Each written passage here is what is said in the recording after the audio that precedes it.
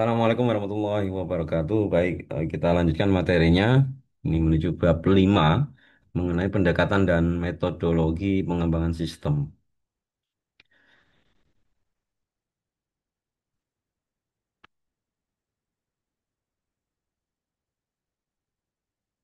Jadi tujuan pembelajaran di bab 5 ini diharapkan mahasiswa nanti mampu memahami berbagai pendekatan dan metodologi yang digunakan dalam pengembangan sistem informasi. Mahasiswa diharapkan dapat menjelaskan karakteristik utama dari metodologi waterfall, spiral, dan prototyping, serta memahami kelebihan dan kekurangan masing-masing pendekatan tersebut. Selain itu, mahasiswa harus mampu mengidentifikasi dan menjelaskan konsep Rational Unified Process atau RUP, serta prinsip-prinsip dasar dari Extreme Programming atau XP, dan pengembangan agile secara umum. Pemahaman ini penting agar mahasiswa dapat membandingkan berbagai metodologi tersebut secara kritis dan mampu memilih pendekatan yang paling sesuai dengan kebutuhan proyek tertentu.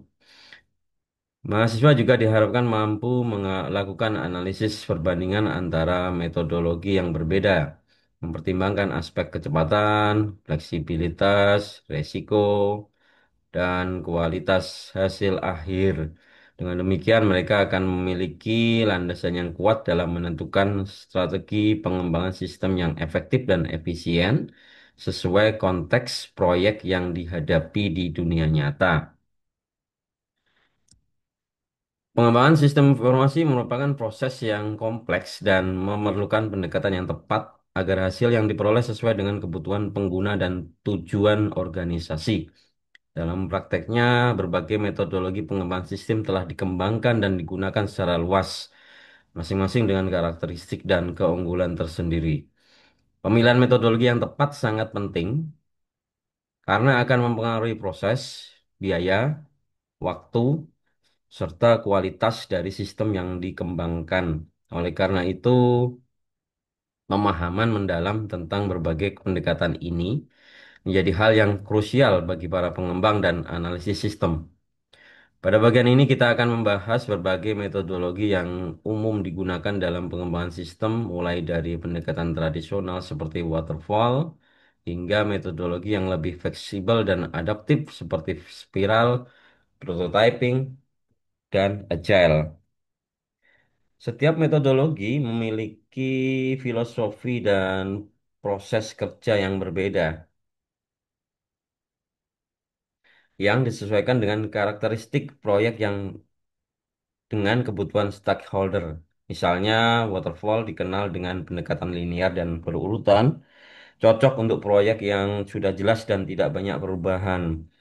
Sebaliknya, Agile dan XP menekankan iterasi dan kolaborasi yang cepat, sangat cocok untuk lingkungan yang dinamis dan membutuhkan adaptasi cepat terhadap perubahan. Selain itu, kita juga akan mengenal Rational Unified Process atau RUP, sebuah metodologi yang menggabungkan aspek terbaik dari berbagai pendekatan dan menekankan dokumentasi serta manajemen risiko. Melalui pemahaman ini, mahasiswa akan mampu menilai kapan dan bagaimana menerapkan metodologi tertentu agar proses pengembangan berjalan efektif dan efisien. Pada akhirnya, pemilihan metodologi yang tepat akan membantu mengurangi resiko kegagalan proyek, meningkatkan kualitas produk akhir, dan memastikan bahwa sistem yang dikembangkan benar-benar memenuhi kebutuhan pengguna. Dengan memahami berbagai pendekatan ini, mahasiswa akan lebih siap untuk menghadapi tantangan dalam pengembangan sistem informasi di dunia profesional.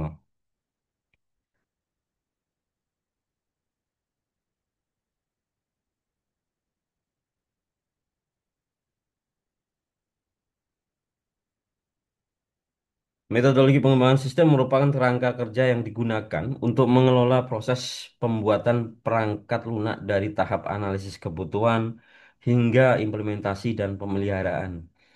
Tiga metodologi yang paling umum dan klasik adalah waterfall, spiral, dan prototyping. Masing-masing memiliki karakteristik, keunggulan, serta kelemahan yang berbeda sesuai dengan konteks dan kebutuhan proyek. Metodologi waterfall merupakan pendekatan linier dan berurutan yang pertama kali diperkenalkan oleh Winston Royce pada tahun 1970.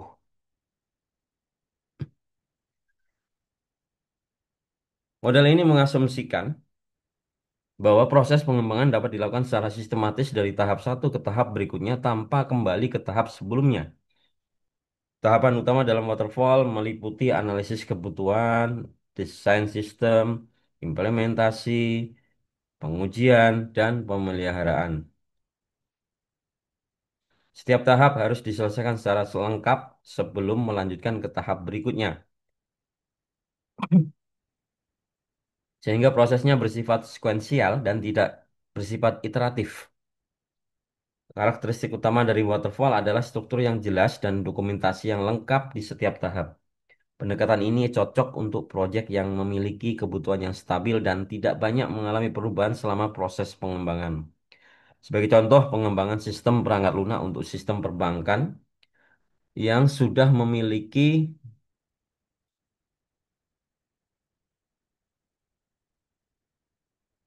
kebutuhan yang sangat spesifik dan tidak berubah secara signifikan selama proses pengembangan.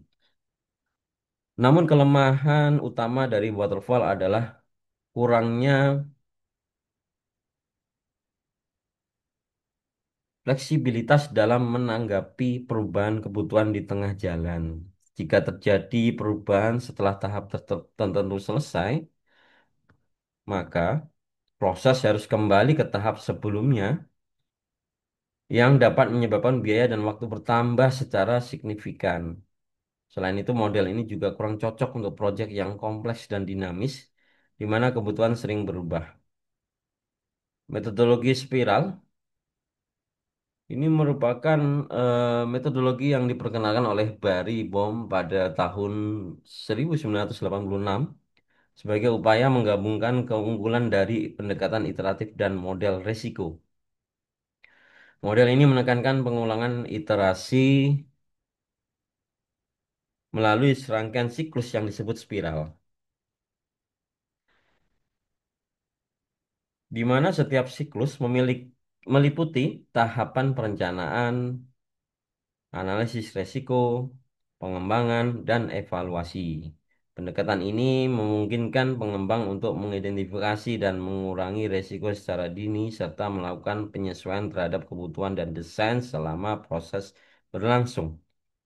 Karakteristik utama dari spiral adalah fokus pada manajemen resiko dan iterasi yang fleksibel. Setiap putaran spiral menghasilkan versi sistem yang semakin lengkap dan matang, sehingga memungkinkan stakeholder untuk memberikan umpan balik dan melakukan revisi. Contoh penerapan metodologi spiral adalah pengembangan sistem perangkat lunak yang kompleks dan berisiko tinggi, seperti sistem penerbangan atau militer, di mana risiko kegagalan harus diminimalkan. Kelebihan dari spiral adalah kemampuannya untuk mengelola risiko secara efektif dan menyesuaikan kebutuhan secara dinamis. Namun kelemahannya adalah kompleksitas manajemen dan biaya yang tinggi, karena proses ini memerlukan banyak sumber daya dan waktu untuk setiap iterasi. Oleh karena itu, spiral lebih cocok untuk proyek besar dan kompleks yang memerlukan pengelolaan risiko secara ketat. Metodologi prototyping adalah pendekatan yang menekankan pembuatan model awal atau prototipe dari sistem yang akan dikembangkan. Prototipe ini berfungsi sebagai alat komunikasi antara pengembang dan pengguna untuk memahami kebutuhan secara lebih jelas dan mengidentifikasi fitur yang diinginkan. Setelah prototipe disetujui, proses pengembangan dilanjutkan ke tahap pembuatan sistem lengkap. Karakteristik utama dari prototyping adalah proses iteratif dan fokus pada umpan balik pengguna. Pendekatan ini sangat efektif dalam situasi di mana kebutuhan pengguna tidak sepenuhnya jelas atau sulit didefinisikan secara formal di awal. Contoh penggunaannya adalah dalam pengembangan aplikasi mobile yang memerlukan desain antarmuka yang intuitif dan sesuai dengan preferensi pengguna. Kelebihan dari prototyping adalah meningkatkan pemahaman kebutuhan pengguna dan mengurangi risiko ketidaksesuaian antara sistem yang dikembangkan dan kebutuhan pengguna. Selain itu, proses ini mempercepat pengembangan awal dan memungkinkan identifikasi masalah secara sejak dini. Namun, kelemahannya adalah risiko terjadinya scope creep, di mana fitur yang tidak diperlukan terus ditambahkan selama proses iterasi, serta kemungkinan prototipe menjadi produk akhir tanpa pengembangan yang lengkap dan terstruktur.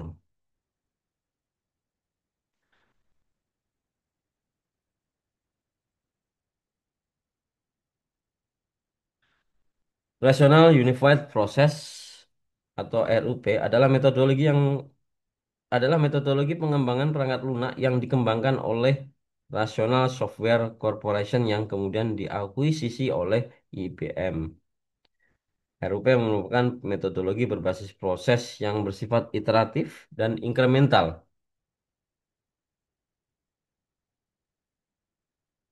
mengintegrasikan praktek terbaik dari berbagai pendekatan pengembangan sistem.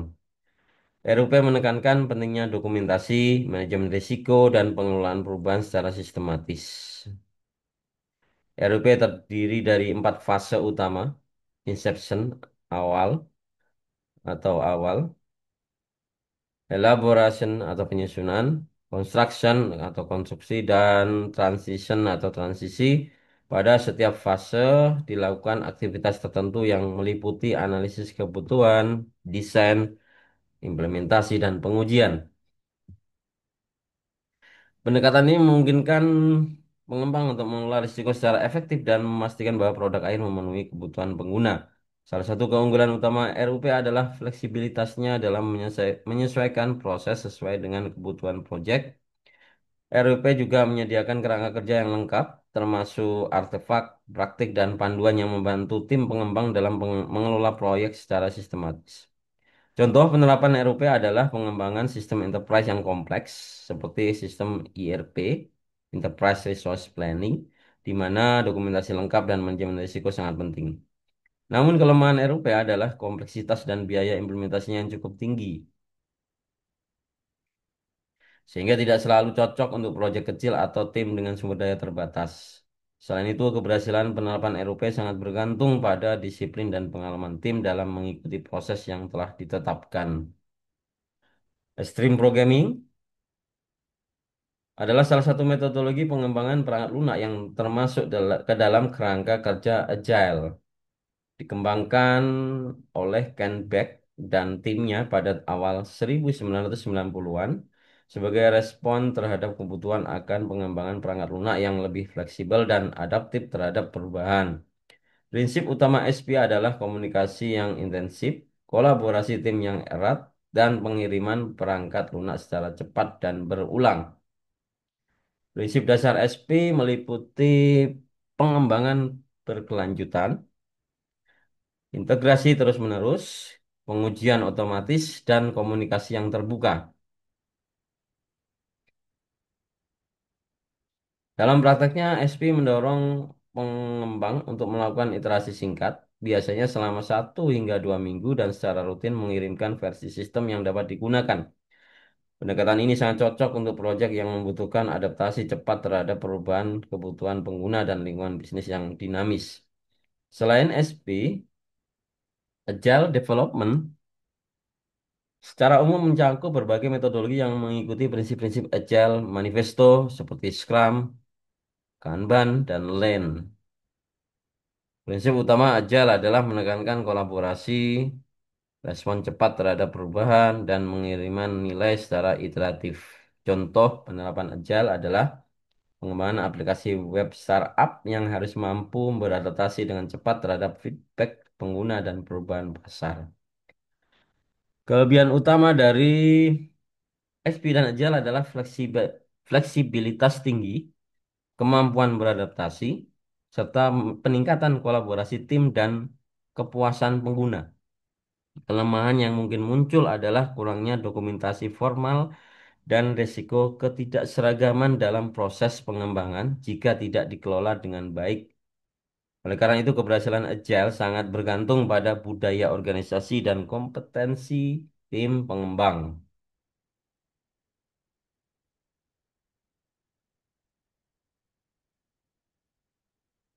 Perbandingan dan pemilihan metodologi. Pemilihan metodologi pengembangan sistem harus didasarkan pada karakteristik proyek, kebutuhan stakeholder, sumber daya yang tersedia, serta tingkat resiko yang dapat diterima.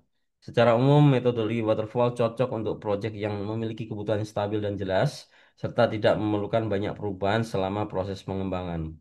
Contohnya adalah pengembangan sistem perangkat keras atau sistem yang sudah terstandarisasi dan memiliki regulasi ketat, seperti sistem perbankan dan sistem militer. Sebaliknya, spiral dan prototyping lebih sesuai dengan untuk proyek yang kompleks dan dinamis, di mana kebutuhan tidak sepenuhnya diketahui di awal dan risiko harus dikelola secara aktif. Spiral cocok untuk proyek besar dan berisiko tinggi, sementara prototyping lebih efektif untuk pengembangan sistem yang membutuhkan interaksi langsung dengan pengguna dan desain antarmuka yang optimal. Metodologi RUP menawarkan kerangka kerja yang lengkap yang cocok untuk proyek besar dan kompleks yang memerlukan dokumentasi lengkap dan manajemen risiko yang ketat. Sementara itu, Agile dan XP lebih cocok untuk proyek yang membutuhkan kecepatan, fleksibilitas, dan kolaborasi tinggi seperti pengembangan aplikasi berbasis web dan startup teknologi. Kalau memilih metodologi, beberapa faktor yang perlu dipertimbangkan meliputi yang utama kebutuhan stabilitas versus perubahan. Jika kebutuhan stabil dan tidak banyak berubah, waterfall bisa menjadi pilihan. Jika kebutuhan sering berubah, agile lebih sesuai. Kemudian yang kedua yaitu berdasarkan ukuran dan kompleksitas proyek. Proyek besar dan kompleks cenderung membutuhkan pendekatan spiral dan RUP, sedangkan proyek kecil yang cepat dapat menggunakan agile. Kemudian yang ketiga yaitu resiko dan ketidakpastian. Proyek berisiko tinggi lebih cocok dengan spiral, sedangkan proyek dengan risiko rendah dapat menggunakan waterfall atau agile. Yang terakhir, faktor pemilihan metodologi berdasarkan sumber daya dan budaya organisasi. Organisasi yang memiliki budaya kolaboratif dan tim yang terlatih dalam agile akan lebih efektif menggunakan pendekatan agile. Sementara organisasi lebih formal dan terstruktur mungkin lebih cocok dengan RUP atau waterfall.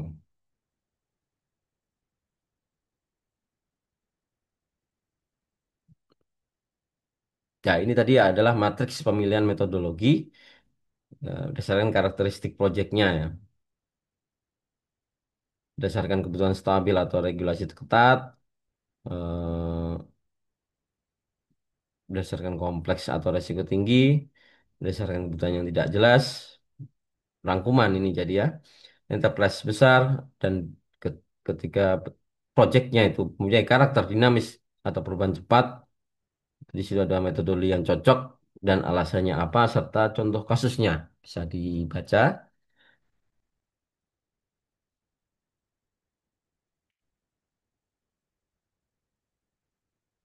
Ini adalah perbandingan langsung waterfall versus agile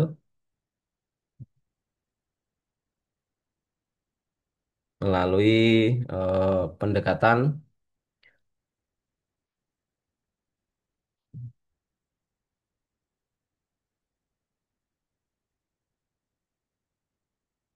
kita kembali ke sini lagi.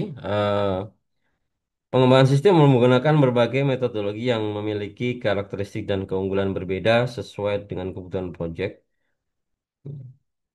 Jadi metodologi waterfall ini adalah pendekatan linear dan berurutan yang cocok untuk kebutuhan stabil dan tidak banyak berubah. Kelemahannya adalah kurang fleksibel terhadap perubahan dan sulit menyesuaikan kebutuhan yang berkembang. Sedangkan spiral itu menggabungkan pendekatan iteratif dan manajemen risiko. Cocok untuk proyek besar dan kompleks. Kelebihannya mampu mengelola risiko secara efektif, tetapi memerlukan sumber daya dan biaya tinggi. Lalu yang ketiga, eh, prototyping itu menekankan pembuatan model awal untuk memahami kebutuhan pengguna secara lebih baik. Pendekatan ini mempercepat pengembangan awal dan mengurangi resiko ketidaksesuaian, namun berpotensi menyebabkan scope creep. Rational Unified Programming atau proses adalah metodologi berbasis proses yang bersifat iteratif dan inkremental. Cocok untuk proyek besar dan membutuhkan dokumentasi lengkap serta manajemen risiko yang ketat. Kelemahannya adalah kompleksitas dan biaya tinggi. Agile dan SP menekankan fleksibilitas, kolaborasi, dan pengiriman cepat melalui iterasi singkat. Cocok untuk proyek yang dinamis dan membutuhkan adaptasi cepat, tetapi memerlukan budaya organisasi yang mendukung dan disiplin tinggi.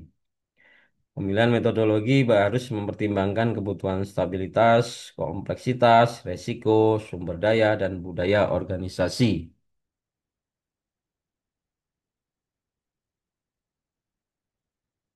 Pendekatan yang tepat akan meningkatkan peluang keberhasilan pengembangan sistem. Dengan memahami karakteristik masing-masing metodologi, pengembang dapat menentukan strategi terbaik sesuai kondisi proyek.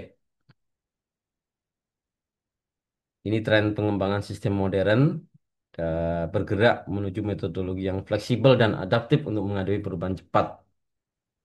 Agile, DevOps, dan Continuous Delivery itu yang sekarang sedang digunakan berdasarkan perubahan-perubahan yang terjadi di setiap tahunnya ini. Ini tadi sudah kami sampaikan. Baik, mungkin hanya itu yang bisa saya berikan pada kesempatan ini. Terima kasih atas perhatiannya. Mohon maaf apabila ada yang berkenan. Saya akhiri. Wallahul muwaffiq ila aqwamit thoriq. Assalamualaikum warahmatullahi wabarakatuh.